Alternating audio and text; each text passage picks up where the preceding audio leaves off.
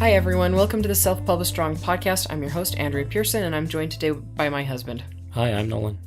Do I usually say joined today with my husband? I don't know. I don't remember. Just had a brain fart, I don't know. Last week, or this week actually, well, hold on really fast. Last week, Nolan and I decided that we're going to come up with a little tagline to describe our podcast with in every episode, just so that if you catch up and you're like on episode 24, which I think this is going to be episode 24, and you have no idea why we're talking, you don't have to go back and listen to episode 1. So we're going to start working on some of those. Anyway, we just wanted, this is going to be like very brief, 5-10 minutes at the max. We just wanted to give a quick update and let you know that why we're not having an episode this week. And Nolan, why were you not having an episode this week? My mom came to visit and had a heart attack. Yeah, so... if you remember, she was in town a month ago or so? Mm-hmm. A couple months ago. Well, she's in town a lot. We've mentioned her several times. She's like a guest without being a guest. Yeah, and broke her foot. Yeah, 2 months ago. 2 months ago. And then this time came and had a heart attack. Yeah. So she had surgery today. Yeah. And so we've been busy. Yeah, she had the heart attack Tuesday, which is when we usually record our episodes. And then today, while we were sitting down to record our episode. Actually, that's right. We actually sat down to record, and that's when I got the text from your dad. So there you go, Nolan's mom. I don't know if you want us to put your name out there, because she's actually listens to our episode. But we love you. We hope you're feeling better by the time you hear this. It's going to be probably a few weeks by the time she does. But she should be home by tomorrow. So yeah, she came to help us with the flip house that we were working on. And there's like something, the powers that be have been telling us in 30,000 different ways that this is our first and last flip house. Yeah, I mean, it's been fun in some ways and hard all the way around, but I mean, I've learned a lot. Yeah, you can lay a mad luxury vinyl plank. I can. Yeah. And looks I can very nice. do drywall, which I could already do. But yeah, I know. Both of us. It's been a while, but I was really good at it anyway, so there. Yeah. And you can install sheetrock, which is what you just said, right? Yes. You can paint with a sprayer now. Well, yeah. Let's see, what else did we learn? We can add and subtract walls. But we've done that now. We covered up 2 doors. Yeah, we filled them in and hung the drywall. Yeah, and you can handle rotted subfloor. You pulled all that out. Well, I've done that before. Not that bad, but I have removed subfloor in the past. Anyway, so how does this relate to the publishing world? Everything's just terrible. I was going to say you work at it and eventually things get better. Because the house is getting better. There's really nice carpet in it now. Yeah, it's got nice carpet, nice flooring, carpets in. Mostly painted except for like the bathrooms and utility rooms because they're getting held up. By that rotted subfloor. That held it up, and the plumbing. Yeah. The plumbing is not good. I mean, the part that we installed is good. It's the old parts that are not good. Yeah. Anyway, so... The sprinklers almost work. Yeah, the sprinklers almost work now. So we're not going to be doing a house flip again. But I did finish Crimson Hollow. It's with my editor. She's getting it back to me either today or tomorrow. And so I've been able to get some work done since I handed the house back to you. Mm-hmm. Which wasn't exactly my choice to do, but, you know... So rather than talk about the movie, because we're only going for another couple minutes, we actually are going to talk about a quote that Nolan sent to me. And let's see, I'm going to read the part that you sent me, basically. So there's a guy on Twitter named Mark Allen Bovair who, his quote is, Napoleon Hill, who is an author from the 1930s, talks about autosuggestion in his book Think and Grow Rich. Paraphrasing Hill. Set your mind toward a specific goal and visualize achieving it, and it shall come to fruition. So, Nolan, you sent that to me. Why did it strike you? I mean, you don't usually send me uplifting quotes like that. So, no, your quotes are generally really snarky or slightly inappropriate or political. Yeah, I don't know why. I honestly don't. It struck you. Yeah. I think it's probably the part about he set out to eliminate his commute. Oh, that's right. Yes, I forgot about that part. I hate commuting. I'm going to get in close to you, my reader listeners, and tell you how much I hate commuting. Yeah, Nolan has a bad commute for where we live.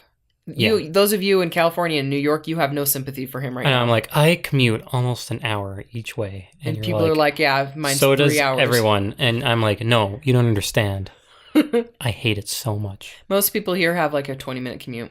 Yeah. So, Hmm. I have to be to work by 6. So, Yes, you get up early. yeah. Anyway, so all right, so set your mind toward a specific goal and visualize achieving it, and it shall come to fruition. Now, that's him paraphrasing. I'm going to read the actual quote that comes from the book. Set your mind on a definite goal and observe how quickly the world stands aside to let you pass. Yeah, it's important to be specific when you're setting goals. I mean, you can set general goals, but I guess broad goals, but they should be specific. Yeah. If that makes any sense at Yeah, all. yeah.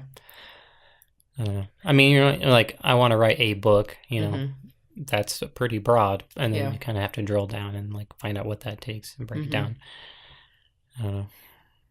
Yeah, Because some people say, like, I want to write a book, and then they never take the steps because they never make the small goals that lead up to it. So, yeah, being specific about it. What kind of book? I want to write my book that I have an idea for. Yeah. By such and such a time, and they may not happen, but setting time frames and then failing at them is better than not setting time frames. Yeah, exactly. And then succeeding at you're on your infinity time schedule. Yeah. So a definite goal is going to have a time frame. It's not going to be like, I'm going to write a book. That could be the overarching, but like you said, you have to have steps leading up to it. And those steps have to be very well defined, like time frames and everything. And they change. Yeah, they do. Yeah. Because you're like, I want to lose, X number of pounds by X, and then you're behind. People quit. Mm-hmm. But it's kind of life things happen. You break your ankle. Yeah, it's important to stop and be like, this thing happened to me. I still have the goal. I want to lose X number of pounds, or I want to write a book. My book. Yeah, yeah. And you have to change it. I mean, it just happens. But you don't lose your goal. People just give up on the goal. Yeah, exactly. Because they didn't hit the time frame, even though it's important to set it. Yes. It's okay. I don't want to say it's okay because that makes it sound like affirmation. Things are going to happen. And that may mean that you won't hit your goal because writing a book is probably not the most important thing in your life. Yeah. There are other more important things that you might have to bump it for. Staying alive. Not taking care of your mother-in-law who's in the hospital. Not failing at your day job and getting fired before your book is written and you're rich and famous, for instance. There are things that you have to do that come first. So, and also, people need to recognize that you set a goal and you need to make it so that it's slightly out of reach so that you stretch yourself. Because if you set a goal to write, say, 10 books in 1 year and you only write 6, well, if you hadn't set the goal, maybe you'd only have written 2, Right. So you need to recognize that not reaching the goal exactly, but you still did better than what you would have done. So what is that saying where they say reach for the stars, and when you make it to the moon, then... Yeah. Or it's just like congratulations. Anything. I don't know how it goes. You don't lift like weights and then like lift 10 pounds. Like, I know I can lift 10 pounds and do it 10 times. You want to push the last, little bit. Yeah. The change comes from the push at the end. Yeah. Yeah, and so like the growth lifting weight, here we go. Like if a guy wants to lift a 50-pound dumbbell and he starts with 10 pounds and gives up right there, you build up to the goal, Yeah. And so same goes with the book world. Okay, so it says set your mind on a definite goal and observe how quickly the world stands aside to let you pass. What does it mean to set your mind? So, I mean, it's not just enough to set a goal, right? It's not just like you set a goal and then don't think about it anymore. It's a mindset thing. Yeah. You're changing. If it's always in the back of your mind, you will subconsciously make choices that will affect your behavior to achieve that goal. Yep. Yeah, set your mind. So you put reminders around the house about your goal. Like I want to write this many words every day, or I want to write this many words this year. And you put up reminders where you're most likely to see them, or like at times when you'd most likely to get distracted, like on the fridge, or on your computer monitor, the bathroom mirror, places like that. So setting your mind it's not just it's like Nolan was saying, it's not just a passive thing. That is a very active thing that you're doing. You are changing how you think about something. Change is an active thing. Change is inactive? Is active. Yeah, exactly. Change is active. So setting a goal is just a target. Yeah. You have to change yourself. Then you have to decide how to change yourself to get to the target. Yep. Because obviously you're not, the way you are isn't going to work. Because if it was, you would have achieved your goal and not thought about it. Yep. You had to stop and think about how you're not achieving the thing you wanted. Mm-hmm. That means there's a deficiency. And I feel like we need to say this also. So there, they always say that five people have the same idea, only one person will actually execute. Nolan and I were lamenting with Nolan's brother Nicholas about how bad some artwork is nowadays and how these professional artists are getting published, and I was like, well, they're doing it, they're getting noticed, No, yeah, I mean, I realized that years ago too. I'm like, this person's art sucks. They have a whole book though. yeah, And I was like, yeah, but they actually made a book. yeah, And they like they actually actually did did it. it. Yeah, And then, it wasn't good, but it got them I attention. I bought it. So, Good point. uh used, but still. Yeah. Kind of just out of a fascination for the fact that Hmm. they were an illustrator and not going to brag, but vastly inferior in skill to me. And I was You are very talented. having a crappy commute at a job I don't like. Sorry, Yeah. work. Yeah.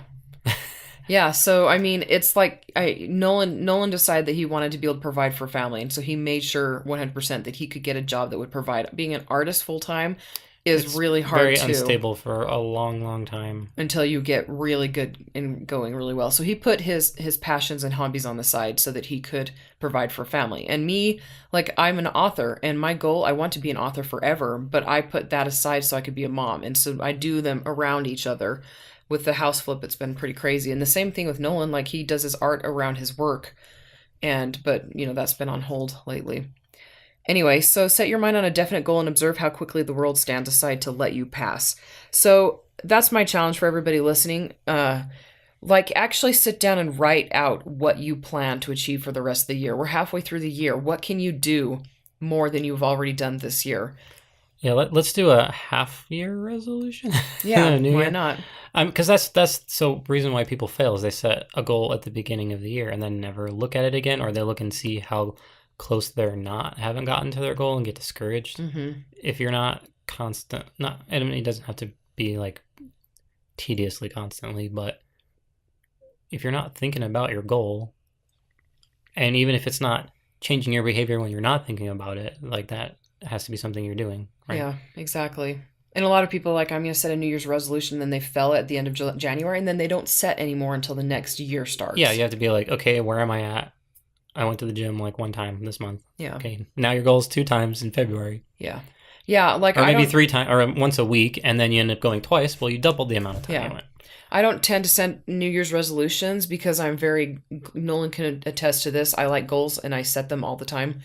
Um, my dry erase board, which I need to set up still. But I like to set goals, and I have found that it is helpful to set goals on a weekly basis, especially if you have a crazy personal life like work and kids, instead of daily basis. So you say, I need to write 10,000 words this week. Instead of splitting up amongst days, then set the goal for the week, and then make sure that by the end of the week, because that gives you flexibility. Like if your kid starts throwing up, then you're not going to be able to write that day.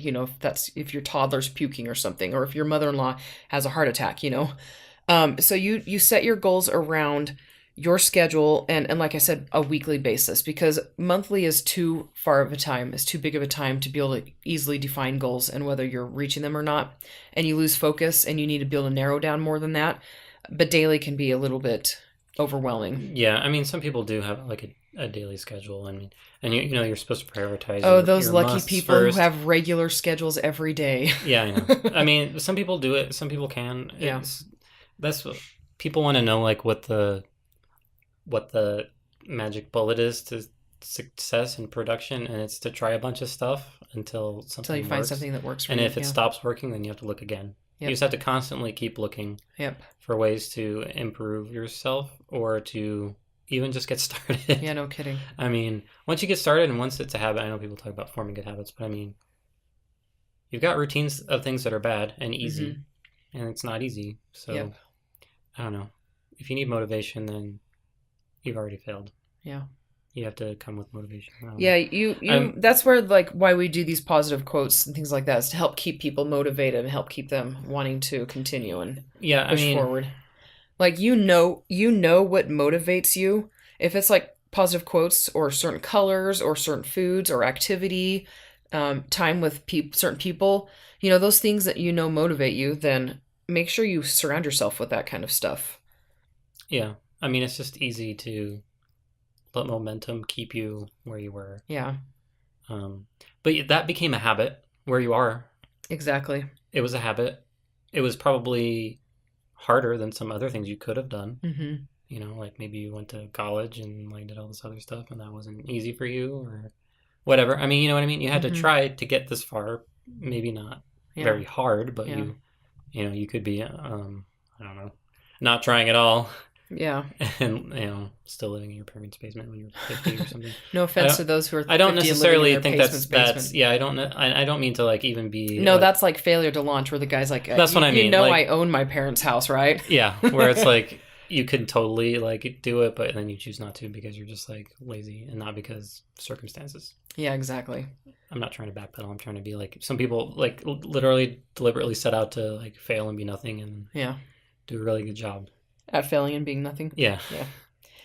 Don't be that person. You're not that person probably because you're listening to this podcast. So most people who actually listen to podcasts, they're actually seeking to better themselves. Yeah, so you're already looking to change. Yeah. In the first place, so you've already done that. Yep. Good for you. That's important. It is. So you know, we talked quite a while. Yeah. We've talked quite a while. I said that away from the microphone. So he's like, have we taken up our time quota? My little squiggles on the thing, the display were quite low. So I'm assuming you couldn't hear me very well. Anyway, yeah. So that's it for this episode. If you have any questions, send me an email at andrea@selfpublishedstrong.com. And yeah, we might, until this house is done, things are kind of going to be put on hold a little bit. Yeah, it's getting to the final stages. The final stages, yes. And it's very time-consuming, nitty-gritty. The details at the end. Yep. The push at the end to get it done as close to on time as we can, and then, yeah. Yeah, so we're supposed to be done on Tuesday, and we usually record on Tuesday. So we'll see how things happen, what happens, and how things go, and we'll keep everybody updated. And then, yeah, my dad's coming to pick up my mom, I guess. Yeah, and your Uncle Clifford might be coming out. Yeah, so it's complicated right now. Yep. Things are our relationship. We're not everything's just complicated. We have a goal to do it once a week, and more important things happened. Yeah.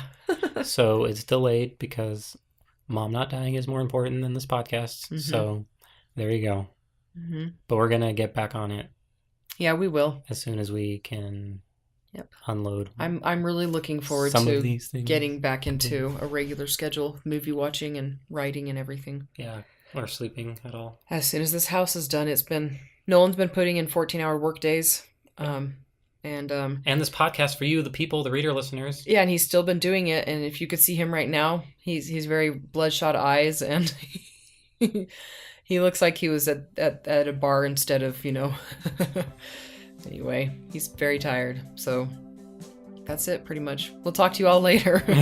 Bye. Bye.